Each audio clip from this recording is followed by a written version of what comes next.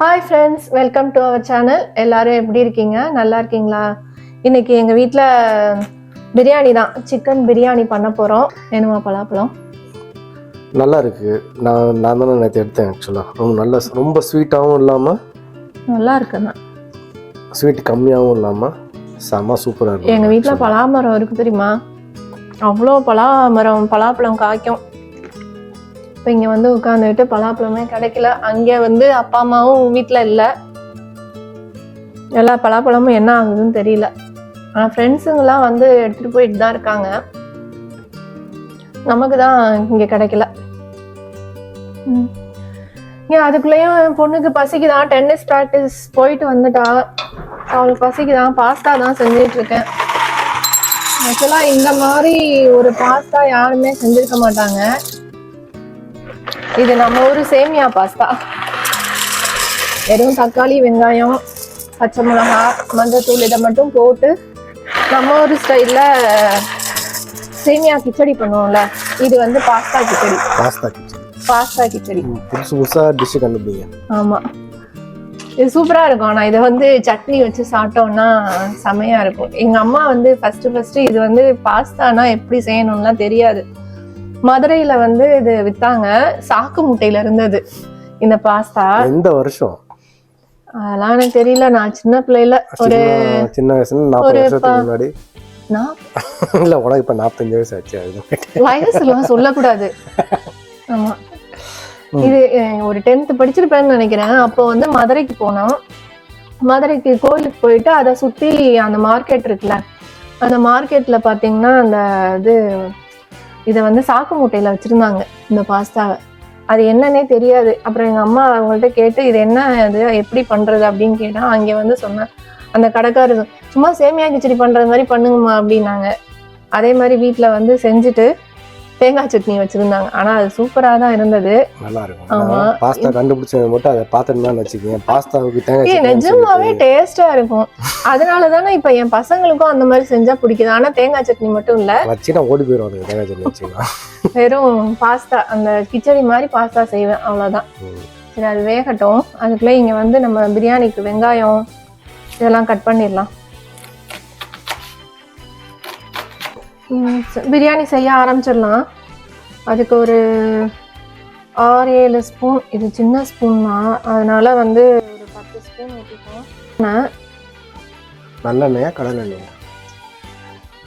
நல்லெண்ணெயிலையும் செய்யலாம், கடலெண்ணெயிலும் செய்யலாம். நான் இன்னைக்கு வந்து கடலெண்ணெயில செய்யறேன். கடலெண்ணெய் எவ்வளவு கஷ்டப்பட்டு நான் ஜோக் சொல்லிட்டு இருக்கேன். நீ என்னன்னா அது தெரியுது. சரி, எந்த எண்ணெய்னு சொல்லி குழப்பம்னு சொல்லி பார்த்தா நல்லெண்ணெய். அது எல்லாருக்குமே தெரியும் அந்த ஜோக்கு. அதை வந்து நம்ம என்ன திருப்பி போட்டா சிரிப்பு வராது. நான் போன ஒரு தடவை ஒரு வீடியோல சொன்னீங்கல்ல, இந்த இன்னைக்கு ஜோக் சொன்னா நீ அடுத்த வருஷம் சரி பண்ணலாம். ஸ்பூன் போட்டுக்கலாமா? நெய்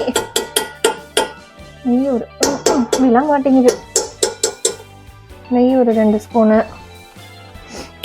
போட்டுட்டு, அதுக்கப்புறம் இந்த இலை, அப்புறம் ஒரு பட்டை.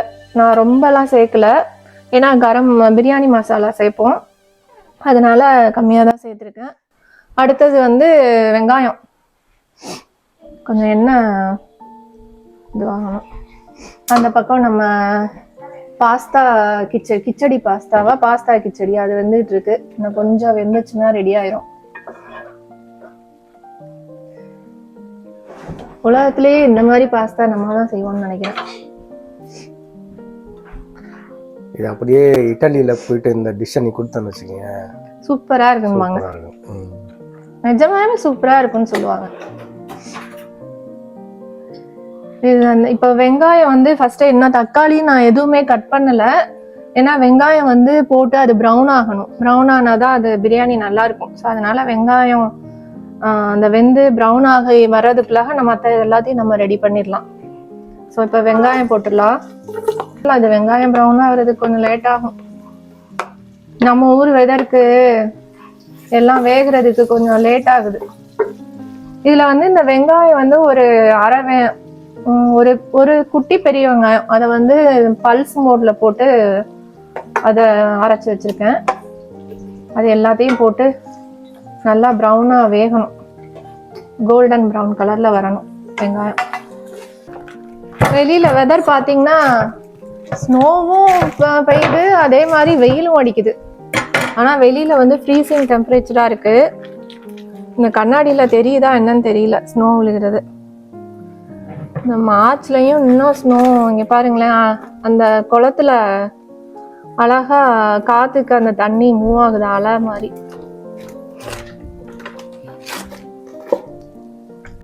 ஓகே, பாஸ்தா கிச்சடி ரெடி ஆயிருச்சு பாருங்க, சூப்பரா இருக்கு. வெறும் தக்காளி, வெங்காயம், பச்சை மிளகா, மஞ்சத்தூள், கொஞ்சோண்டு ஒரு பிஞ்ச் வந்து கரம் மசாலா போட்டிருக்கேன். சூப்பரா இருக்கும் இந்த இது டேஸ்ட். என் பசங்களுக்கு எல்லாருக்குமே இது ரொம்ப பிடிக்கும். இது லஞ்சுக்கும். இதுல வந்து வெஜிடபிள்ஸும் சேர்த்துக்கலாம். நான் இன்னைக்கு வெஜிடபிள்லாம் சேர்க்கல. இது பீன்ஸு, கார்னு, கேரட் இந்த மாதிரி சேர்த்துக்கிட்டீங்கன்னா சூப்பரா இருக்கும். என்னம்மா, நல்லா இருக்கா pasta? Yeah, it's really good. Okay, ஹாப்பியா இப்போ? Yeah. பசின்னு சொல்லிட்டு இருந்தியே, எங்க கொத்தமல்லியை காணும்? வெங்காயம் கோல்டன் ப்ரௌன் கலர்ல வந்துருச்சு, கொஞ்சம் எக்ஸ்ட்ரா கோல்டன் கலர்லயே வந்துருச்சு. இது கோல்டன் இல்ல, பிளாக் கலர். ஓகே, இந்த பாஸ்தா அவளுக்கு வச்சு கொடுத்துட்டு இருந்தேன்னா அந்த கேப்ல இது வந்து இதுவாயிடுச்சு. சரி, இதுல வந்து 4 பச்சை மிளகாவும் போட்டிருக்கேன். இதுக்கப்புறம் இஞ்சி போடணும். இஞ்சி நல்ல வேலை இஞ்சி பூண்டை மறந்துட்டேன். சரி, இப்போ இஞ்சி பூண்டு போட்டுக்கலாம். இது ஒரு 2 ஸ்பூன் அளவுக்கு, நல்லா பெரிய ஸ்பூன்ல வந்து 2 ஸ்பூன் அளவுக்கு இஞ்சி பூண்டு சேர்த்துருக்கேன். இஞ்சி பூண்டு வந்து நல்லா அந்த ஸ்மெல் போற அளவுக்கு நல்லா வதக்கிடணும். வதக்கினதுக்கு அப்புறம் தக்காளி சேர்த்துக்கலாம். இந்த இஞ்சி பூண்டு வந்து வாசம், அந்த ஸ்மெல் போயிருச்சு, இஞ்சி பூண்டு ஸ்மெல் போயிருச்சு. இந்த டைம்ல வந்து இந்த தக்காளி வந்து இப்ப இன்னைக்கு வந்து நான் ஒரு 5 கப்பு ரைஸ் சேர்க்க போறேன். ஸோ 5 கப்பு ரைஸ்க்கு 5 தக்காளி, மீடியம் சைஸ் தக்காளி எடுத்திருக்கேன். இந்த தக்காளி கூடயே கொத்தமல்லி, புதினா அதையும் சேர்த்துக்கலாம்.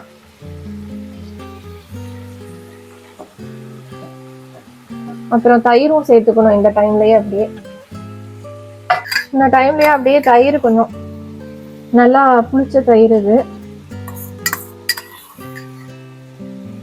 தயிர் ஒரு 3 ஸ்பூன் அளவுக்கு ஊத்துறேன். இங்க இந்த பக்கம் தக்காளி இதெல்லாம் வெந்துட்டு இருக்கு. இது நல்லா எண்ணெய் பிரிஞ்சு வரணும், அப்பதான் நல்லா இருக்கும். அந்த எண்ணெய் பிரிஞ்சு ப்ரௌன் கலர்ல நல்லா வரணும். அதுக்கு முன்னாடி இது வேகிற வரைக்கும் இங்க வந்து நான் இது சீரக சம்பா பிரியாணி அரிசி தான் எடுத்திருக்கேன். அதை வந்து நான் ஊறவெல்லாம் வைக்கல. ஒரு 3 ஸ்பூன் நெய் ஊத்தி அதை லைட்டா வதக்கிக்கிறேன். அங்க இது டெடிக்கு சிக்கன் வெந்துருச்சுப்பா, போதும். ரொம்ப வெந்தாலும் நல்லா இருக்காது. ஆஃப் பண்ணிடவா? ஆஃப் பண்ணிடு. ஆறுன ஒண்ணு அதை கொடுத்துருங்க.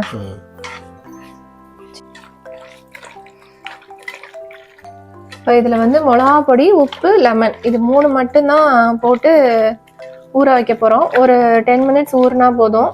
அதுக்கப்புறம் அந்த தவால லைட்டா ஃப்ரை பண்ணிட்டு அப்புறம் பிரியாணி கூட சேர்த்துக்கலாம். இந்த சிக்கனை வந்து ஃப்ரை பண்ணி எடுத்துடலாம். ஏன்னா இப்படி ஃப்ரை பண்ணி போட்டாதான் பிரியாணியில உள்ள சிக்கன் வந்து நல்லா டேஸ்டா இருக்கும். இல்லைன்னா அந்த பிரியாணி சிக்கன் வந்து நிறைய பேருக்கு பிடிக்காது. ஏன்னா அதுல வந்து ஒரு டேஸ்டும் இல்லாம அப்படியே அதுல உப்பு இருக்காது, ஒரு மாதிரி காரம் எதுவுமே அதுல இருக்காது. ஸோ இந்த மாதிரி நம்ம ஃப்ரை பண்ணி போடும்போது பிரியாணியில் உள்ள சிக்கனும் நல்லா இருக்கும் டேஸ்டா. ஸோ அதனாலதான் ஃப்ரை பண்றோம். இப்போ இந்த லைட்டா எண்ணெய் பிரிஞ்சு வர்ற ஸ்டேஜ்ல கொஞ்சமா தான் நான் வந்து மிளகா பொடி போடுறேன். ஏன்னா இஞ்சி பூண்டு, பச்சை மிளகாய் எல்லாம் சேர்த்துருக்கோம், அது எல்லாமே காரமா இருக்கும். ஸோ நான் ஒரு 1/2 ஸ்பூன் வந்து தனி மிளகா பொடி போடுறேன். அதுக்கப்புறம் இந்த மல்லிப்பொடி வந்து ஒரு 2 ஸ்பூன் அளவுக்கு. இது வெறும் மல்லிப்பொடி தான், தனி மல்லிப்பொடி தான். அதுவும் 2 ஸ்பூன் அளவுக்கு சேர்த்துட்டு எல்லாம் மிக்ஸ் பண்ணி இன்னும் நல்லா வேகணும். இந்த மிளகா பொடி, மல்லிப்பொடி எல்லாம் நல்லா வேகணும். மிக்ஸ் பண்ணிட்டு மூடி வச்சிடலாம். பிரியாணி மசாலா மறந்துட்டேன். இந்த பிரியாணி மசாலா வந்து வெறும் பட்டை, கிராம்பு, ஏலக்காய் இது 3 தான் சேர்த்துருக்கேன். அது வந்து அரைச்சி வச்சிருக்கேன் நான் ஏற்கனவே. அது வந்து கொஞ்சம் போட்டுக்கலாம், 1 ஸ்பூன் அளவுக்கு போட்டிருக்கேன். அது வந்து ஒரு 1.5 ஸ்பூன் அளவுக்கு பிரியாணி மசாலா சேர்த்துருக்கேன்.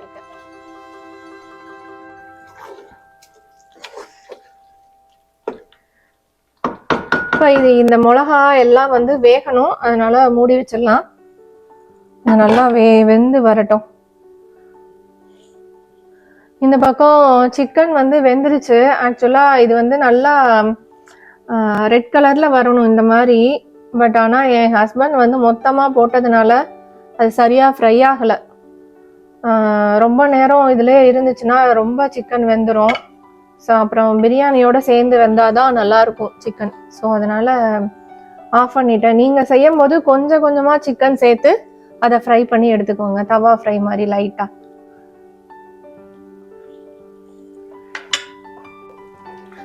லைட்டாக எண்ணெய் பிரிஞ்சு வர ஆரம்பிச்சிருச்சு. இந்த ஸ்டேஜில் வந்து இந்த ஃப்ரை பண்ண சிக்கன்லாம் சொல்ல முடியாது.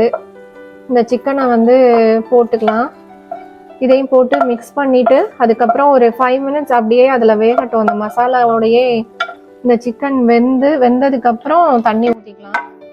பிரியாணிக்கு தண்ணி ஊற்றிக்கலாம். அதாவது 1 கப்பு ரைஸுக்கு 1.5 கப்பு தண்ணி அந்த அளவுக்கு சேர்க்குறேன். இப்போ நான் 5 கப்பு ரைஸ் எடுத்திருக்கேன். 5 கப்பு ரைஸ்னா எத்தனை கப்பு? 8 கப்பா? எவ்வளோ மார்க் இருக்கு? 9. ஒரு இதுக்கு 1.5 கப்புனா நான் இப்போ எத்தனை ஊத்துனேன் மறந்துட்டேன். என்னவே இல்லைண்ணா 4 கப்பு ஊற்றிருக்கேன்னு நினைக்கிறேன். ஓகே 4. ஓகே 5 இருங்க, நான் ஊற்றிக்கிறேன் ஃபஸ்ட்டு. 5 6 7 7.5 கப்பு எடுக்கிறதே முக்கா கப்பு தான் எடுக்கிறேன். அப்போ 8 கப்பு கரெக்டாக தான் இருக்கும். ஓகேவா? 8 கப்பு. இது வந்து நல்லா கொதிச்சு வரட்டும். என்ன அளவு கரெக்டாக ஊற்றுனியா இல்லையா? 8 கப்பு ஊற்றிருக்கேன். 8 கப்புனா அப்புறம் முக்கா டம்ளர் தான் ஊற்றுறேன். ஸோ அப்போ கரெக்டாக தான் இருக்கும். இன்னும் ஒரு தடவை வேணா உள்ள இருந்து மறுபடியும் எல்லாத்தையும் வெளியே வேணா எடுத்து விட்டு ஒரு தடவை ஏன்னா நீங்கள் வந்து எடுத்து விட்டு செஞ்சு பாருங்களேன். தனியாக பிரிச்சு அன்னப்பறவை மாதிரி தனித்தனியாக பிரிச்சிட வேண்டியது. ஏன்னா நீங்கள் அது அவன் கத்த ஆரம்பிச்சிட்டான், சாப்பிட்டு முடிச்சிட்டான், வெளியில போகணுன்ட்டு கத்த ஆரம்பிச்சிட்டான். சரி இது வேகட்டும், கொதிக்கட்டும். சரி ஓகே, கொதிச்சதுக்கப்புறம் பார்க்கலாம். எங்க அவன்?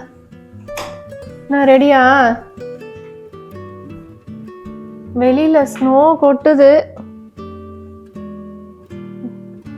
உட்கார்ந்துருக்கேன் பாருங்களேன். சரி போ, அப்பா ரெடி ஆயிட்டாங்க பாரு, போ. ஃபோன் சொன்னோன்னு வேகமாக ஓடி வரேன் பாருங்க.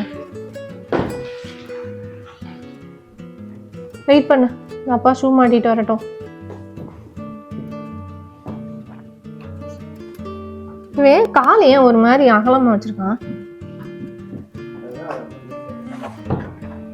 பாருங்களேன். அந்த அந்த ரைட்ல கொஞ்சம் அகலமா வச்சிருக்காங்களே.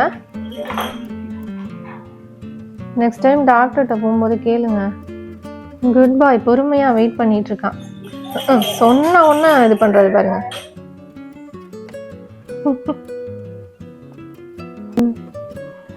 பிரியாணிக்கு தண்ணி நல்லா கொதிச்சிருச்சு. இப்போ வந்து ரைஸை போட்டுடலாம்.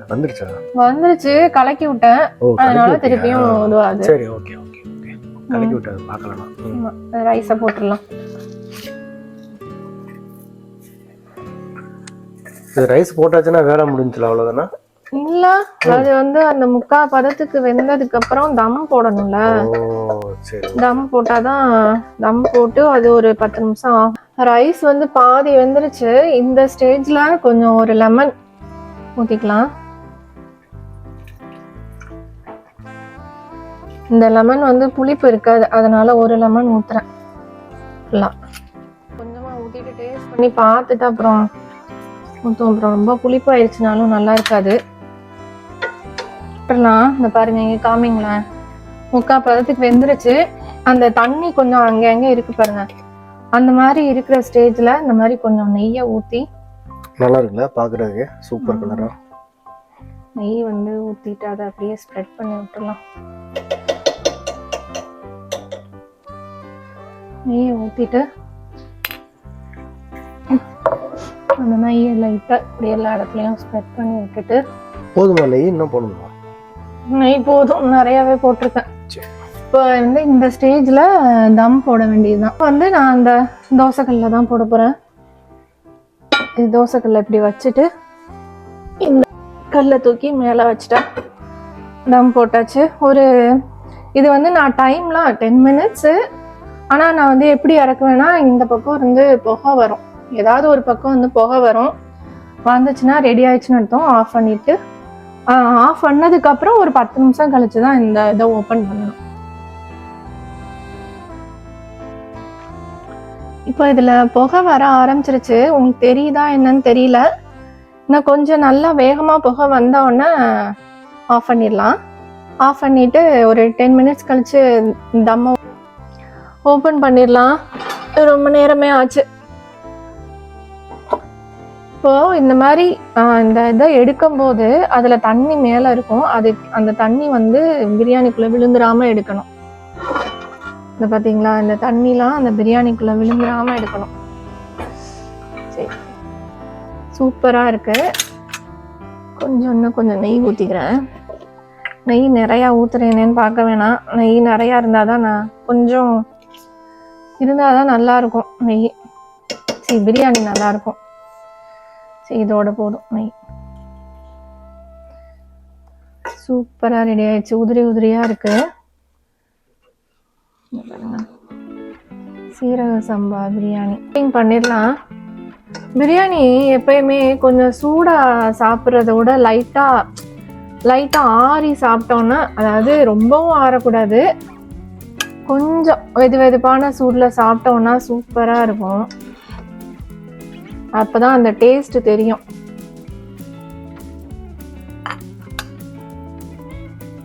கடையில் வைக்கிற மாதிரி வச்சு பிளேட்டிங் பண்ணிடலாம்.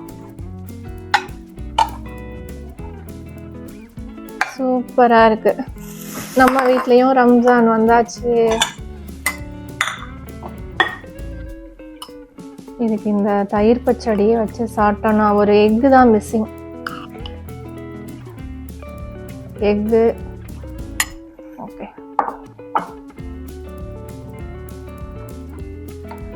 ஓகே. ஸ்ரீனிகா, சூடாக இருக்குது. கொஞ்சம் ஆறுனா தான் நல்லாயிருக்கும். But okay.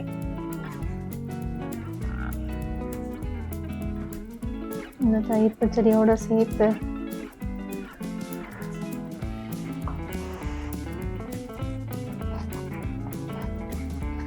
சூப்பராக இருக்குது.